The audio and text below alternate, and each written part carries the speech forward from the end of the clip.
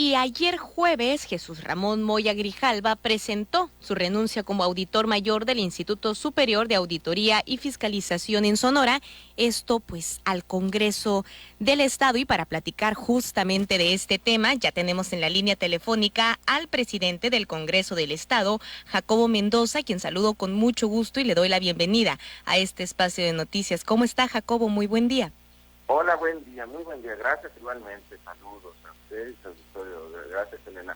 Pues efectivamente, así como usted lo refiere, el día de ayer se instaló y tuvo sesión la Diputación Permanente del Congreso y se dio cuenta del oficio que envió el auditor mayor del ISAF, ingeniero Moya, mediante el cual comunica que ha iniciado su proceso de jubilación y que por tanto presenta su renuncia con carácter de irrevocable al ISAF. En ese sentido, nosotros tomamos nota del comunicado, lo turnamos a comisión y iniciamos el proceso constitucional. ¿Qué indica la Constitución para este efecto? Bueno, que el Comité Evaluador del Desempeño Legislativo le va a presentar al gobernador, al titular del Poder Ejecutivo, 5 nombres, y de ahí el titular del Ejecutivo va a seleccionar una terna, la cual va a enviar al Congreso, y ya el Congreso va a analizar y tendrá que someterlo a votación del Pleno por 2/3 partes para poder aprobar a aquel hombre o mujer que será el nuevo titular del ISAF.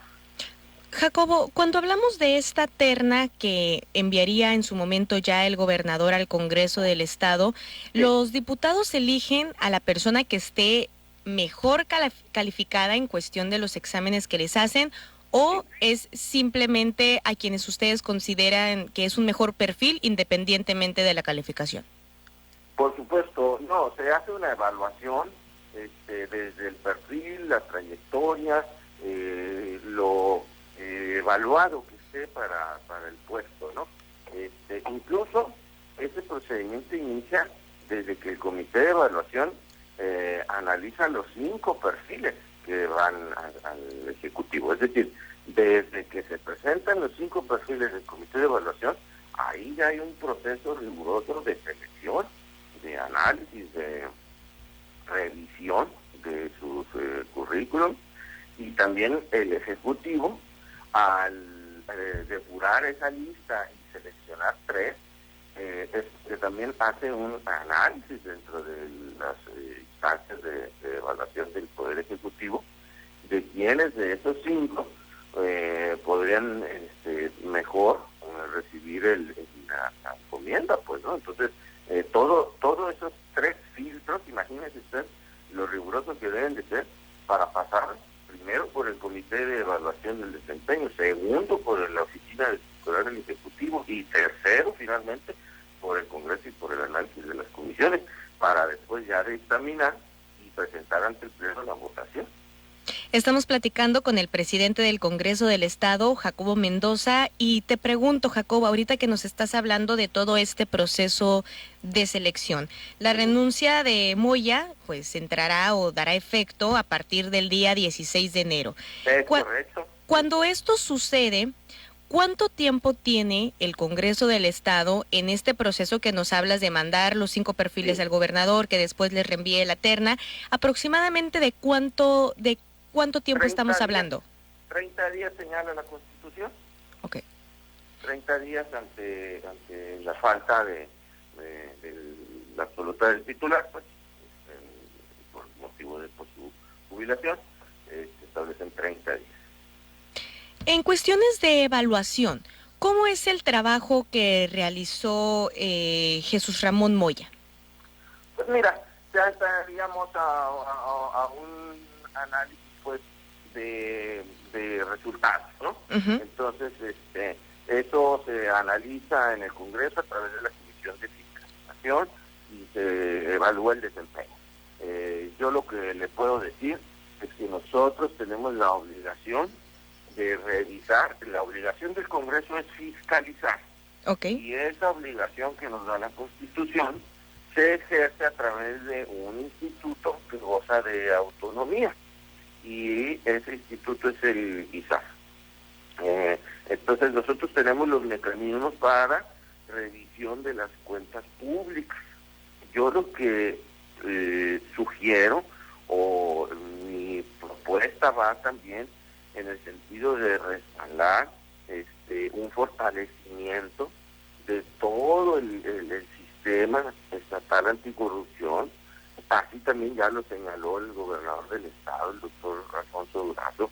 Tenemos que pensar en una gran reforma de fortalecimiento de las instituciones que combaten a la corrupción, porque el ISAF es un instrumento imprescindible en el combate a la corrupción.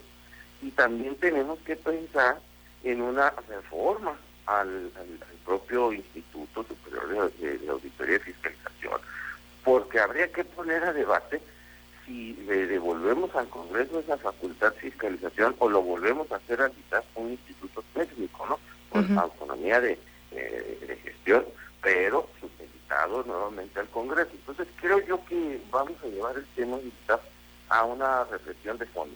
Y en esa discusión pudiéramos empezar, creo yo, a considerar las alternativas que se tienen para fortalecer el instituto. Entonces, demos pues oportunidad a que el tema sea analizado en el Congreso, en las comisiones, y ahí iremos pues dando a conocer qué se espera de ese instituto y cómo lo vamos a mejorar y a fortalecer. Totalmente, hace falta una reflexión de fondo, como bien lo comenta Jacobo. Y bueno, actualmente este documento de renuncia ya fue turnado a la Comisión de Gobernación y Puntos Constitucionales. Ahora nos comentas que es un lapso de 30 días por cuestiones constitucionales las que tiene el Congreso del Estado para realizar pues este cambio, pero ya digamos, en cuestiones de transparencia, de información, de invitar a la ciudadanía a participar, ¿cuándo van a lanzar la convocatoria? ¿También tienen algún lapso de tiempo? Ok, bueno, ese tema es muy importante también, va junto con el conjunto de elementos pues que está el Congreso resolviendo. Acuérdate, recordemos pues también en el auditorio que se había interrumpido el proceso del Instituto de Transparencia, de selección de los comisionados.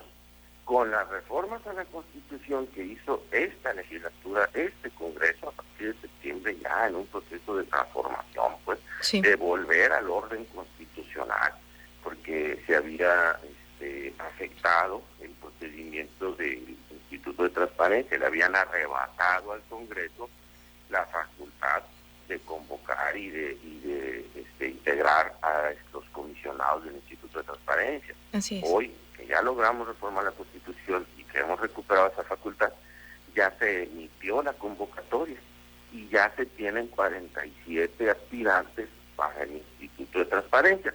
A partir de esta instalación de la Diputación Permanente, la Comisión de Transparencia empezará a citarlos para entrevistarlos y ahí continuar con su procedimiento hasta presentar al Pleno a quienes se deben de someter a la votación del Congreso y tener pues ya esos comisionados integrantes del Instituto de Transparencia.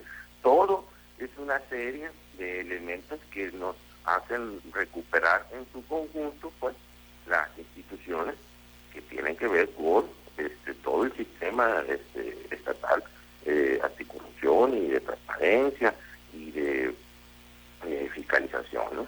Sí, totalmente, y fueron pues muy necesarias todas estas modificaciones constitucionales que ocurrieron en septiembre porque pues sí, se le había quitado la autonomía al Congreso. Jacobo Mendoza, muchísimas gracias por aceptarnos esta llamada y desearle que tenga un excelente día. A usted gracias, Elena, un abrazo, buen día, estamos participando.